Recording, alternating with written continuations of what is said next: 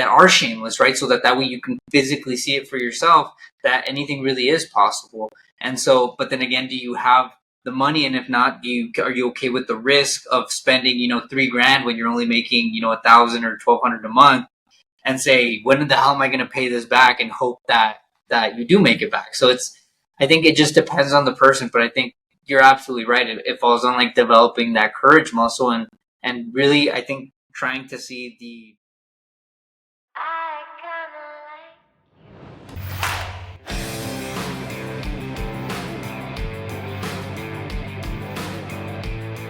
Hey, welcome to Networking Star. I am Jeff Boyle, and here on Networking Star, I interview some of the greatest entrepreneurs from all across the country and even the world who inspire us to do, have, and be more. Today, I am joined by Ruben Alvarez. He's a brand consultant. He's the founder and CEO of the Marketing Hunters. He's a TEDx speaker. He's been featured in Forbes, and he's author of Brand Sharks. Welcome to Networking Star, Ruben. Oh, thank you so much, man. Yeah, I appreciate that. And the intro, one of the best or greatest entrepreneurs. I mean, you're stroking my ego a little bit, but I'm not going to tell you to stop. Well, when you work hard, sometimes it's kind of nice to have somebody remind you of what you've done, right? Oh, for sure. Yeah, no, I appreciate it. So we met on Instagram, and I've been going through a lot of different things that you put out. What was it like to be a TEDx speaker? That one, I think, not just with that one, but with a lot of the stuff that happens, you think about it and you think that you really do want that, right? And then when you have it, it almost seems like it was too easy, right? Yeah. I don't know, maybe that's me, but I had been wanting to do it for a while. And the really quick story behind that is that we were working with one of the cities that decides to put it on. They had a full roster of speakers, and we had an event literally the week after the TEDx one, and I forgot what it was. But I tell my sales manager, and I turn to him because I didn't want to feel like I was letting him down. And I tell him, I'm not going to ask for this year, but I will ask, the guy that's organizing this, I will ask him for next year, just because there's no time. And I hope you understand. I know that this is something that could help us in the company, but I hope you understand that there's no way we could do both. And he goes, no, I understand. And so I reach out to this guy named Victor, and I say, hey, by the way, we'd love to help you guys with the coverage of the event and everything. What do you guys look for speakers so that way for next year I can throw my hat in the ring? And he goes, funny enough, we had somebody cancel. Do you want to be the last speaker? And I turned to John, and I was like, John, come on, no. So it's one of those moments, right, where it's really great, but you had no intention really of doing it. And so that's a real problem when you were forced to be a TEDx speaker, right? Yeah. And I had 8 days to prepare. So many people try to do that, are constantly rejected. And so when you got up there, and of course you're on the clock and you got the pressure to perform. So how were your nerves when you first did it? They were pretty bad. I've learned two things: never go in the middle of any event, right? Always go either first or go last, one or the other, right? Because if you go first, you don't have to live through the whole day, right? If you go last, you've had enough time to kind of make peace with you being nervous, and you could see so many people going up and you're like, whatever. So by the time I got up there, I wasn't too bad, but I can't say that I wasn't not nervous. I think I just hadn't gone through every scenario in my head and kind of rationalized it already. Well, you're a young man. You've started to accomplish quite a bit with your business, with your Marketing Hunters, and even as an author. So I love talking to young entrepreneurs. And so how old are you all? We'll get 31. that.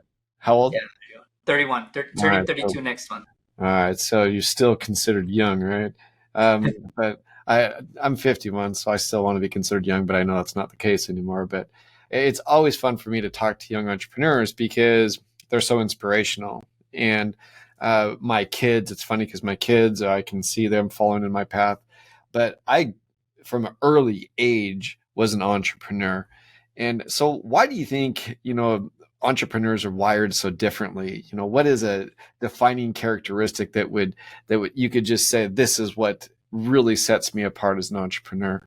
Yeah, I don't know, because there's people like Kobe Bryant, right? And I think Kobe Bryant threw the biggest wrench in what I believe would make a great entrepreneur, right? Because he said, hey, my father told me that no matter what, I couldn't fail, and that he's going to love me regardless of what I do. And he's like, that allowed me to fail more, right?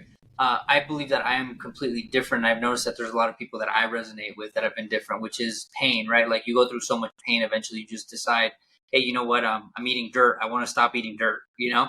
And so, but I also talk about how it's so strange because I say, why is it that so many people eat dirt and they never make the decision to stop eating dirt, you know? But there's this really great study. A lot of the marketing that we do is like psychology based. There's this really great study that says that anybody over the age of 30 only changes based on pain. And that's the reason why, like, you know, if somebody dies or you go through a divorce or anything, right? That's the only time that we truly change past 30 years old. So it became one of those things where now, if you're over 30 and you're listening to this, you should actively be searching pain, doing it to yourself versus waiting for it to come.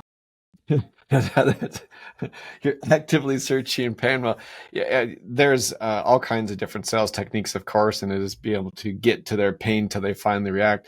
But that was a new one, to actively search out the pain for yourself. And you know, it's interesting. This last Sunday, I spoke in church, and I talked about the the difference between us and children from the age of 2 to 7. The mind is wide open. They're humble. And, I was kind of going through that. It's like, why is it that we, as we get older, and when I say older, now when you're in your 20s, you stop learning, even in your 20s, which is such a shame. Yeah. Why do you think it is that, that you've been able to set yourself apart in a guy that is constantly learning? And how do you think that's helped you with your career already? Yeah, there's a part of me that believes that I'm kind of stupidly smart, right? Yeah. Or I don't know the things that I don't know, I think have let me get ahead. So when I started my company, I didn't realize that social media companies were charging $500 a month, right, to do management and stuff. So I just thought, what do I need? And I thought, oh, 1,500 sounds about right per month. And I started selling a few people at 1,500 a month, and then people were going, well, how are you selling that if everybody's doing 500? I was like, I don't know. I didn't know that people weren't doing 500 a month. You know what I mean? What But it was worth, and so that's what you started to charge, right? That's what you needed to yeah, I have. was like, I think people would pay this, right? Like it makes sense. And so even recently, we did a 400-person conference, and a lot of people fall flat on their face. Or I heard, I talked to a lot of people that have done them in the past. Some people have gone negative 50,000 in the past. Some people have done 5 to 10,000 in ticket sales, and then they still kind of go under. We did about 27,000 in ticket sales, something like that. And then our whole event was 67K, sorry, because we went over on drinks the night of the event.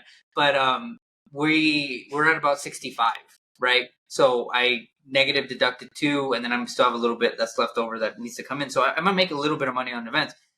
I didn't know that it's the standard to lose on events. So my whole mentality going into it was just, how can I find other people that are going to pay for this and then make it worth their time as well? And so that's pretty much the way that we run our life. It's like, well, can we do it? And it's like, I think we can, but can we get somebody else to pay for it? Because I don't want to pay for it. Well, I was looking as we make the invitations for the people. I like to be inspired by the different people. You are bilingual, so you speak Spanish and you speak English. How do you think that that's helped you? Because that is becoming so much more common. I lived in Costa Rica for a while. I've lived in Uruguay for a while. I've worked a lot in Mexico, and speaking Spanish has been extremely valuable. How Yeah. have you found, as a young entrepreneur, this mixture between the Mexican Americans and how it is that they're succeeding? So it's funny because I think that I'm a little bit different, right? And I've gone through this with even one of my friends. She has a doctorate in psychology, right? And so it's funny because she has a doctorate in actual like human psychology, and then I tell her the stuff that I learned. She's like, that's nothing like what I do, right? Like what I do is completely different. But we were talking about because she does psychology for corporations that want to include their Hispanic minorities into like corporate positions, right? Like management positions. And I guess us as Hispanics, we don't really go after those positions, right? And so I was telling her that I've never used my Mexican side to get ahead. I grew up in California, so I saw that a lot of people saw the Mexicans, right? Like where we were at, because we lived in like really close to like an upscale rich neighborhood, and there was just a bridge that divided us. And so I would go to school over there, and then I would live on the other side of the bridge, right? Which wasn't like low income, but it was just more of the regular neighborhood, right? Mm. So I always saw that we were seen as more like gangsters and things like that. So I never wanted to be seen as less than American. right? Yeah. So I wouldn't speak as much Spanish. I know Spanish very well. And I, from where my family's at, like we dance like banda and stuff like that. Like people don't think that I'm like that Mexican, but I'm like, no, I'm pretty freaking Mexican. I just don't show it, right? But it's because I wanted to play this game of like, I'm equal to you. You know what I mean? And so for me, my heritage hasn't played that much. I'm barely starting to leak into my heritage. And it's only because I realized that there are so many people that are Hispanic or Latin or whatever we call them now. Another thing that I kind of really don't believe in, right? Like we're losing our own identity because we want to be put together. But yeah, I think that we're lacking, leadership in that community, right? And so therefore I've been leaking and slowly, without being not real to myself, becoming kind of an influencer for Mexican Americans. So do you find that to be a driving force for you? When I lived in Uruguay and when I lived in Costa Rica, I made it a point to speak the language of that country. And Yes. When I'm in Mexico, it's the same thing, doing business there. That's the language that is done there. Whereas now you're starting to see a lot of different communities within the United States where they are really trying to make sure they're only speaking Spanish. How do you feel about that? I mean, for me, it's kind of a mixed emotions, because when I lived in other countries, I really tried hard to speak the language of that country. Yeah. Well, I think it's about respect, right? Like more than anything. And then what language you have, I think really shows that you're trying extra hard to really like meet people at their level, right? And I can see how that might have even been sorry about that. That might have been the case for me. Just because, when you speak a different language, I think you're just seen as less than, right? Like, okay, you can't bother to learn my language, right? So I think especially in America, it's one of those things where you still have people that are like, learn my language, right? And they're very adamant about it. So it's one of those things where it's like, well, I do know both languages, but I won't meet you at your level, right? Because I don't want anything that I say or do to disrespect the places where like I'm from as well, right? So it's like, if you think that just because I speak Spanish, like that you're not the same, right? Or that I'm gonna like supersede you. I think that that's like a huge like fueling desire for me too. That fuels me is like when people think that I came from like a different place than you, and like you're better than me. I'm like, well, I'm actually kind of probably better than you, right? So if we want to play that game, I'm not going to pull out the It's cards. a But if you pull out wonderful the cards, skill. let's play the game. When you think about it, it's such a wonderful skill to be able to speak multiple languages. I've spent a lot of time, for example, Yes. in Europe. They're amazing there. So, when you go to the Netherlands, they speak English so extraordinarily well, and so well that, gosh, it's pretty hard to learn Dutch. But you go to Germany and you see France, they're so close with so many different languages. It's so inspiring how they're able to keep their culture, yet they're also able to adapt. Yeah. And I think Americans, we really are missing out on that. We think everybody should speak English. We think everybody should adapt to us. And I think it was always so surprising, especially in Costa Rica, that when I would speak Spanish to people, it would really surprise them. And it's impressive what you're doing. That you've put together a company that you're giving the consultation on being putting the brands together. At a young age, you're an author. What inspired you to be an author? Yeah. So we're coming out with volume 2 of this specific book, right? And the book is not a solo project, right? I was thinking of doing a solo project, but this was during COVID, where I think I thought I had time, and then I reached out to one of my friends who's a publisher, and I told him, "Hey, dude, what's it going to cost? And what's it look like? And how much time do you think?" And he shut me down. He said, "You don't have time for that." And I was like, "No, we have COVID, and I have time." And he goes, "I'm going to tell you right now, you don't have time. Like you're trying to grow your business and everything. You're going to put time into a book." And I think he was 2 years old at the time, so I had a 2-year-old, right? And he goes, "You need to be spending time with your kid. You need to be doing all that stuff." He's like, "You should probably look into a co-authoring project." He's like, "Trust me, I could make a lot more money off of you if you did it by yourself." He's like, "But you don't have time, and I know you're going to get frustrated with it. And it's going to a 6-month project, and it turned into like 1 or 2 years. Like there's just no reason to do it." So we did this co-authoring project, right, called Brand Sharks, and we brought in like some people that I knew that were like doing really well in their industries as well, and we basically gave back a lot of value on how people can be seen as bigger than in their industries, right? Because most people, I think one of the biggest things that I learned when I was writing that first book is everybody was saying, I'm the best kept secret and I'm tired of it. And I was like, well, you're not the best kept secret if, like then you're just a secret. Like you can't be the best if you're a secret, right? Like let's just be honest. So there's so many people that do millions and millions of dollars, but they're so dependent on that same circle that they couldn't take the influence that they build into one company and then basically take it into another, right? So we decided to do Brand Sharks with that core message. And then we're doing volume 2 just because we had so many people that were reaching out to me after I did the first one, and they're like, dude, could we be part of that project? And I for the second one, I think that I realized that it was about helping create people's images and brands as well, right? Because in the first one, we had 2 of the authors that took and ran with it, right? Some other people just wanted the title of author, but 2 of them created like personas off of it. And then they started reaching out to everybody. And it was just that unlock that they really needed. So for the second one, I was like, if I could give that to another 2 people, if it could be 5 people, it could be 1 person. Like if that book is able to do that, then let's do it again. Well, it is a huge project. I do a ton of content. We work with a lot of different businesses, and that's where I've made a lot of different money, is doing content for other people. And it is a lot of work to be able to put together something, especially even a co-op. That's a considerable amount. You're from California, but you live in El Paso, Texas now.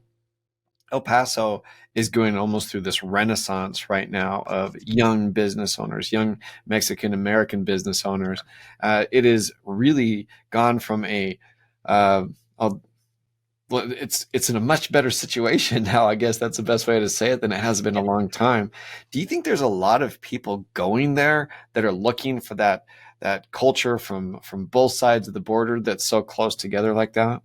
Well, my wife, that's one of the reasons that she wanted to move here, right? Because we want to eventually have our kids speak Spanish. And I think that with us, it's not that me and her don't speak it, but it's not enough for them to be doing it every day, right? Like they would almost have to do it in school. Yeah. And so here they don't do that in school normally, right? There's programs, but there's way more programs that there would be in a lot of other places. It's almost like 50% of the classes that you can choose would almost be in Spanish, right? Plus all the people who speak your Spanish, like it's insane. So I think there's a lot of people who could do it. The thing that I noticed about El Paso though is that there's not a lot of attention to this place, right? And so that's one of the other things that we're trying to do, is just bring more attention to the city itself, because it is a great city, and we have a lot of that type of mentality, right? Like people actually are from the United States and they work here, but then they live in Juarez, and then every day they do the trek back and forth, right? Just because it makes so much more sense to them that they're actually born here, but they can have either more affordable living, or they actually feel like they want to be closer to the roots, but they're going to work here. Well, it's certainly a city, for example, that recently I live in Boise, Idaho, and Boise, Idaho, Spokane, Washington, and El Paso, Texas right now are the hardest places to find affordable housing. Isn't that crazy? Those 3 cities, you'd think they'd be in the bigger cities. But that just tells you there's a lot of people looking to be able to put their roots in different places like that. And I know, having done business in El Paso quite a while ago, it is a considerably different place today than it was then. And I think it has a lot to do with young entrepreneurs like you that are looking to find their roots, looking to be able to have the benefits of both countries. And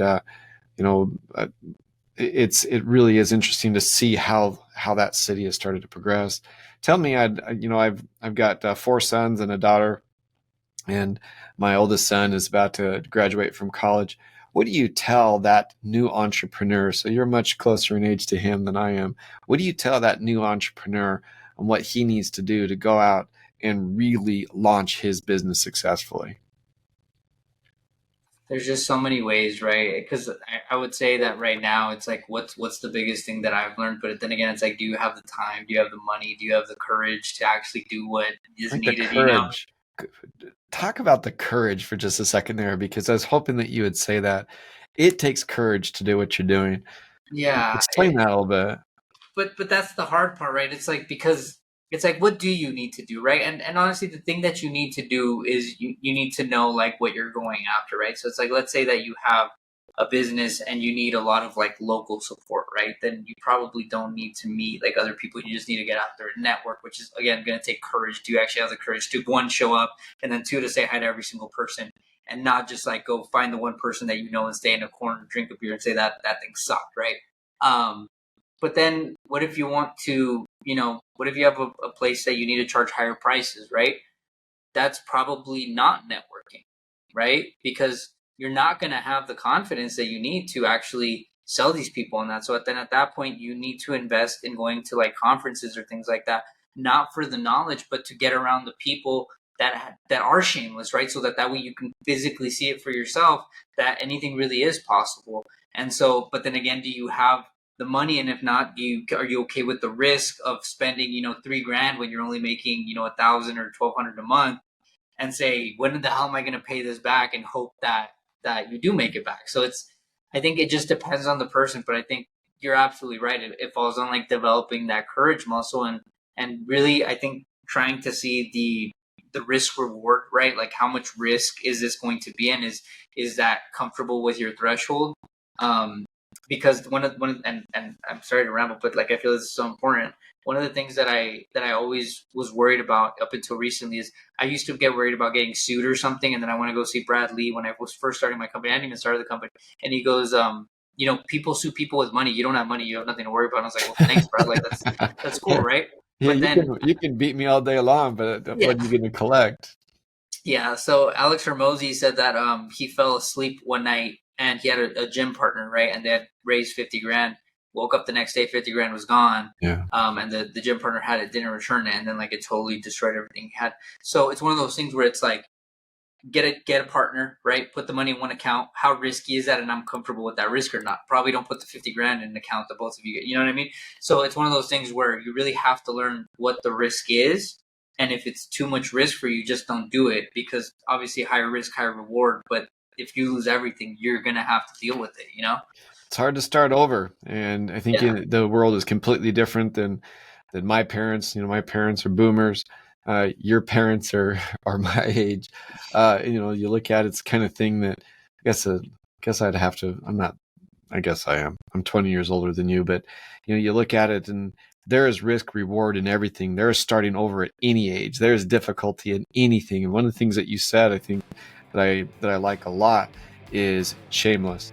You have to be shameless in your promotion. Sure. You have to be able to be okay with tooting your own horn. You have to be okay with the fact that what you've accomplished, or find guys like me who will promote you the way that we did at the beginning. And it's worth it. It's worth it. Yeah. Tell everybody where to find you. Best place to find me is on Instagram at I am Ruben Alvarez. I'm not ashamed to say that if you text me, you will probably not get a text back. But if you send me a DM on Instagram, you will almost get an instant reply. I don't know why that is. But if you try me anywhere else, you're just at a higher chance of not getting responded to. So. Well, Ruben, you've accomplished a lot of things, and it's going to be fun to continue to follow you on your account and watch you as you get more and more done. Thank you for joining me here on Networking Star. Oh, thank you so much for having me. I really appreciate it.